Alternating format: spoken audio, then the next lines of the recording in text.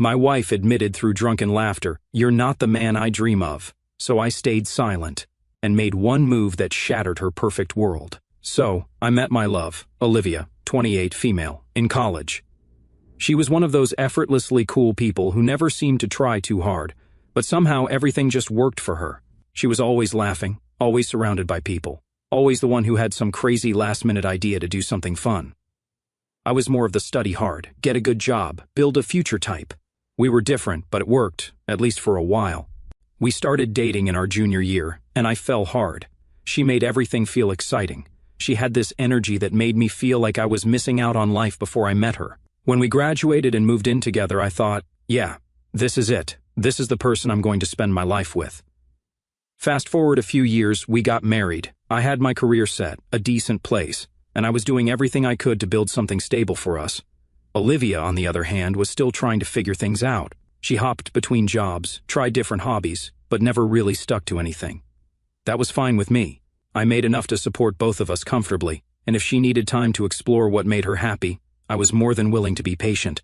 But at some point, things started to shift. At first, it was small. She'd get home later and later, always with a different excuse, got caught up with work, grabbed a drink with friends, or just lost track of time. I didn't think much of it at first. She was social. She had a lot of friends.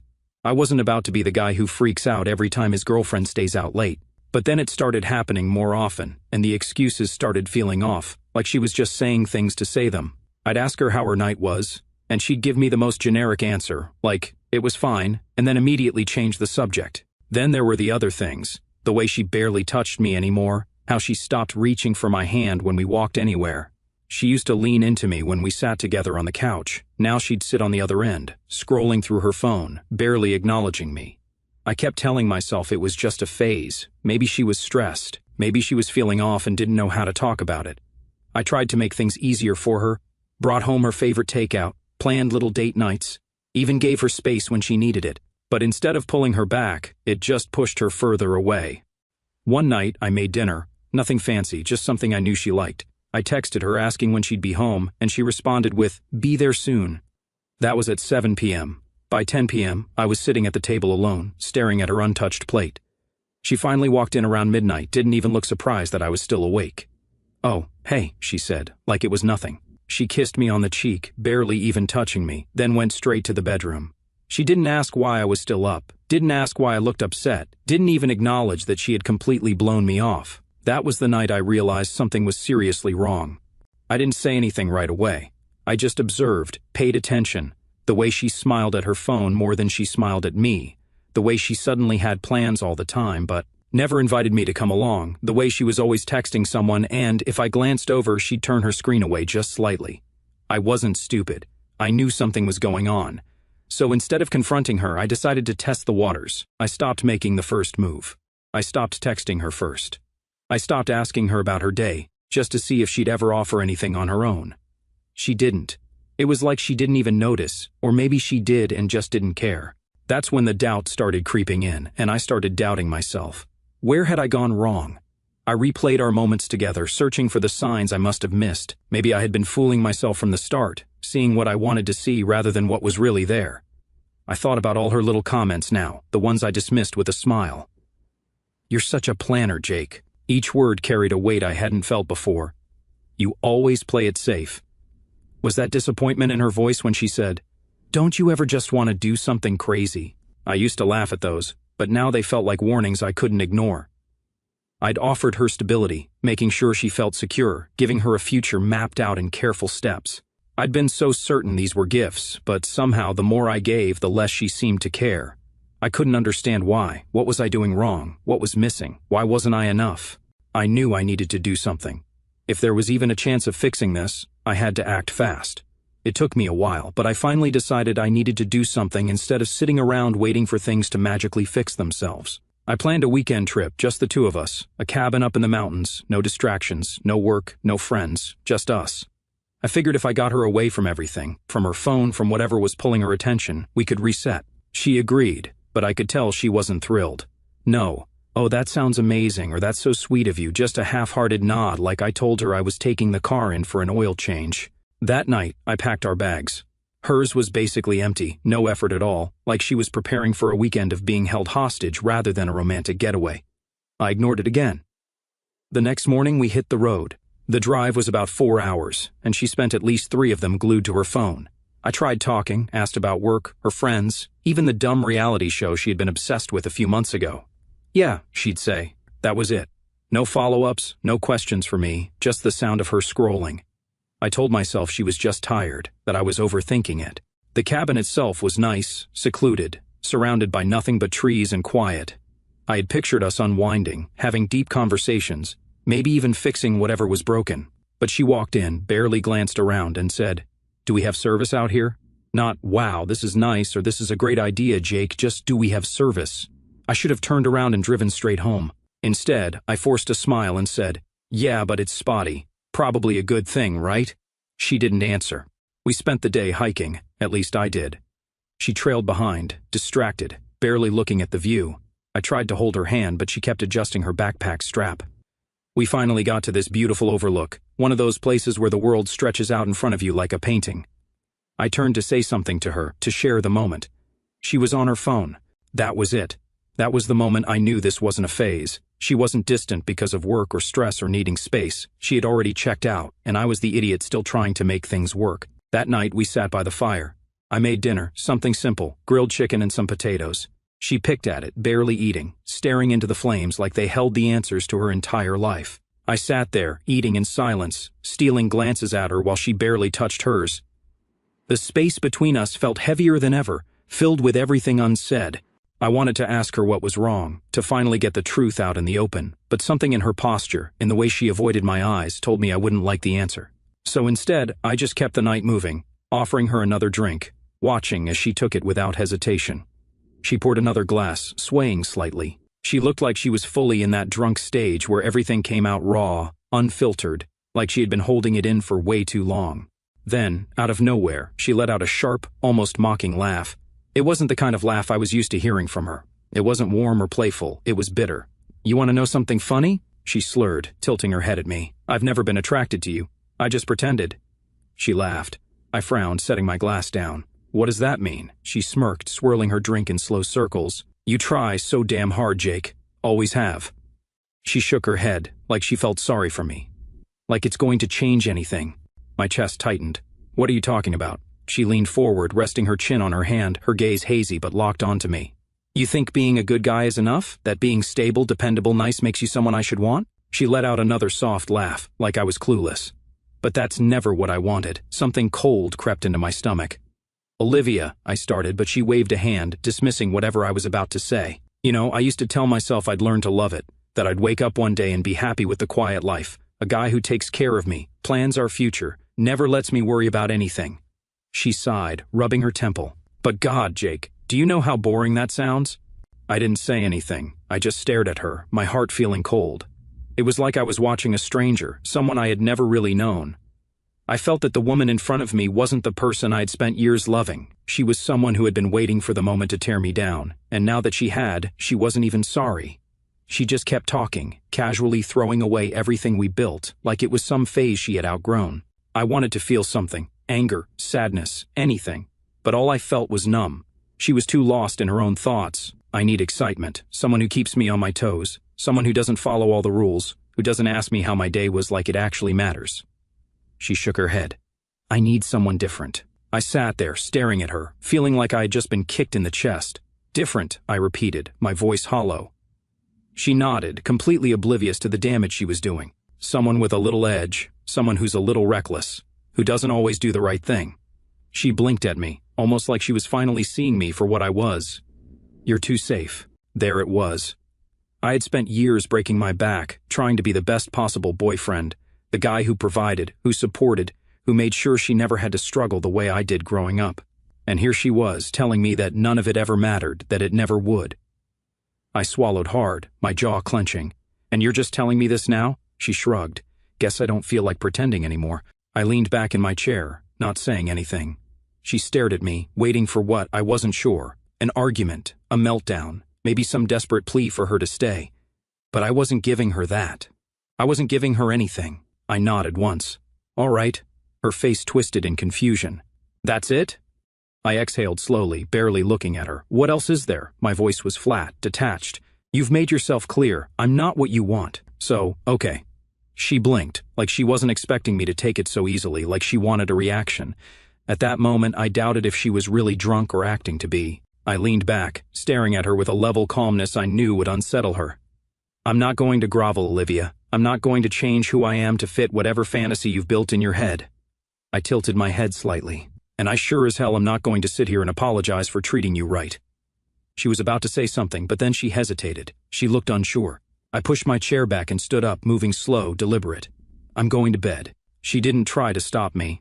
The signs were pretty obvious when I thought about it. She dodged my calls at night. There was this guy's name that kept popping up, and suddenly she was always busy with plans I wasn't part of. I could have played detective, sure, could have checked her phone or asked around, but sitting there in the dark, I realized I just didn't care. Weird, right? No need to chase answers or try to win her back. Nothing. Just empty. And by morning, my mind was made up. She just didn't know it yet.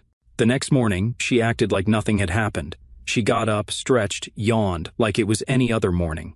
Like she hadn't just blown up our entire relationship the night before. I sat on the edge of the bed, watching her move around the cabin, waiting to see if she'd say anything. She didn't. Finally, I asked, "Do you remember what you said last night?" She paused. "I was drunk, Jake. I don't remember much." I saw it in her eyes. She remembered every single word. She just wasn't brave enough to own it. I could have pushed. I could have said, "Don't lie to me." I could have told her I wasn't stupid, that I had known something was wrong for months, but I didn't. Instead, I just nodded, let her think I bought it, and that's when I made my choice. I wasn't going to fight for her anymore. I wasn't going to beg her to love me. If she wanted more, let her have it. Let her see what life was like without me carrying the relationship on my back. So, I started pulling away. No more good morning texts, no more asking about her day, no more planning dates or bringing home her favorite snacks from the store. I didn't get mad, I didn't get cold, I just stopped. At first I don't think she noticed, or maybe she did and was relieved, but then slowly I saw the shift.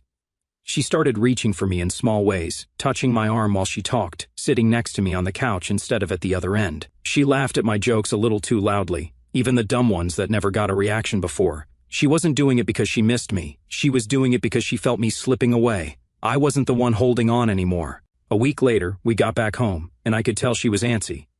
She'd glance at me when she thought I wasn't looking, bite her lip like she wanted to say something but couldn't figure out how. Then one night, I caught her staring at me. We were sitting, both on our phones, but she wasn't scrolling. She was watching me. "You've been different," she finally said. I glanced at her. "Yeah."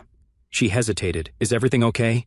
I shrugged. "I'm fine." She didn't like that answer. I could tell by the way her fingers tensed around the edge of the blanket. She expected me to ask her what was wrong, to pull her close, to tell her I loved her, to beg her to tell me what was on her mind. I didn't. That's when I knew I had flipped the game. A few days later, I started noticing little things. She'd dress up more, even when she had nowhere to go. She'd ask me what I was doing, where I was going, who I was with. One night, I mentioned I was grabbing dinner with my friend Ethan, and she perked up. "Oh, where at?" I shrugged. "Not sure yet." She hesitated. "I could come with you." That was new. She had spent the last 6 months avoiding plans with me like it was a second job. I just smiled. "Nah, just guys tonight." She forced a laugh, but I saw the way her jaw clenched. She was unraveling. One night, I forgot my phone in the living room. When I woke up, I saw she had gone through it. I wasn't even mad. I just found it hilarious. She was digging for something, anything, to confirm that I had checked out. She wanted a reason to feel like she was still in control. She didn't have one. And then the whole thing blew up in the most predictable way possible. Turns out, she'd been seeing someone the entire time. Not just a hookup or a drunk mistake, but full-on dating behind my back for months. The funny part? When it all came out, she hit me with the classic, "I never found you attractive, you're boring" line. Like seriously, after 8 years? Low.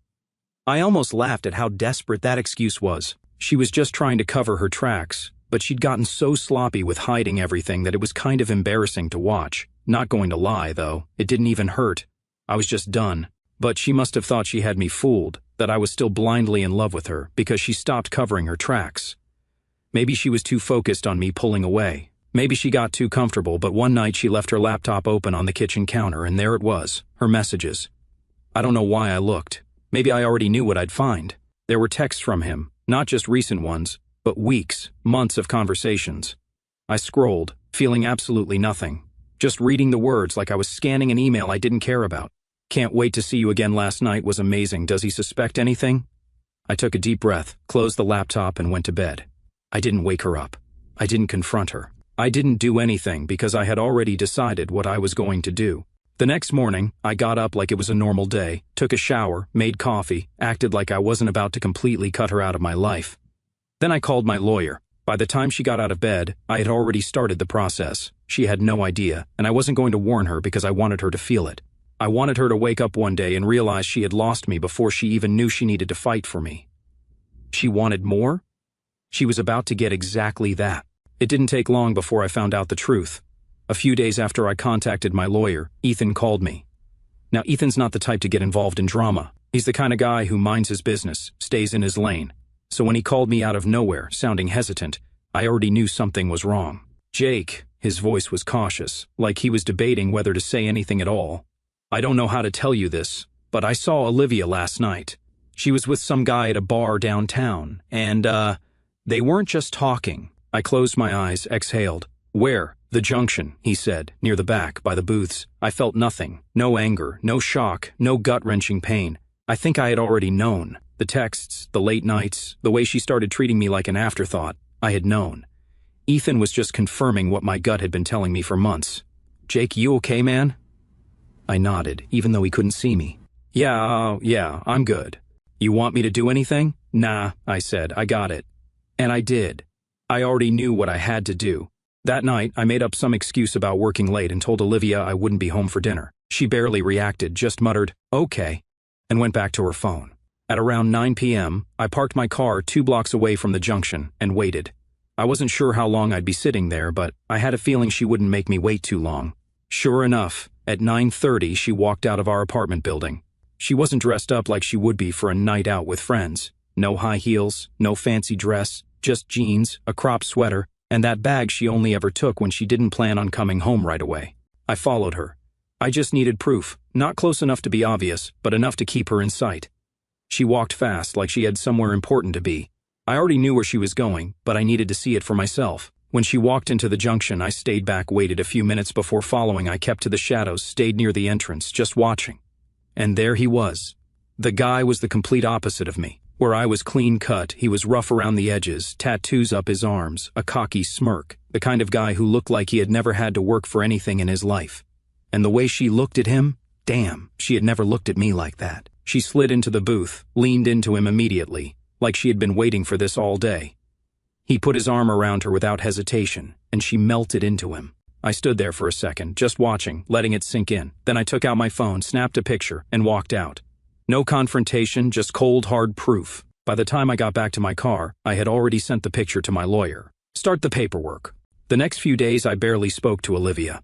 I wasn't sure if she noticed at first. She was so caught up in whatever fantasy she was living in that she didn't seem to register how quiet I had gone. I pulled back hard, stopped checking in, started coming home late without explanation. She kept pushing for answers, but I just gave her silence. But the real switch flipped when I quietly moved most of our shared money into a separate account. Nothing illegal, just protecting what was mine. That's when her whole act changed. Suddenly she was all sweet and clingy, like someone had flipped a switch. The fake I love yous started dropping like confetti. She was planning date nights, talking about vacations, even suggested this romantic getaway. It was almost funny watching her scramble. I turned down every single thing. Then came the morning she checked our shared account. The panic in her eyes when she realized most of the money was gone? Priceless. She tried to play it cool, but I could see her hands shaking when she was frantically checking her phone. See, I knew her shopping habits, the weekly spa treatments, those emergency shopping sprees, the fancy lunches with her new friend.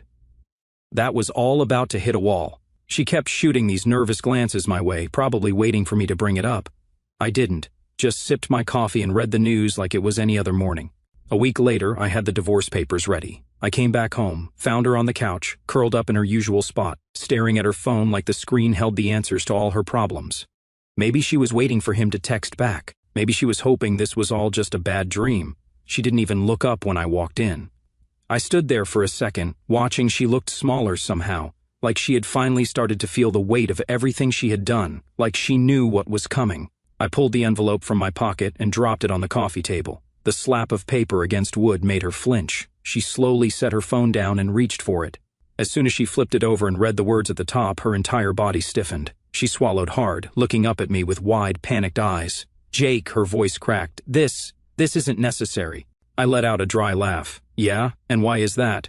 She shook her head, grasping for words, for something, anything that would make me back down.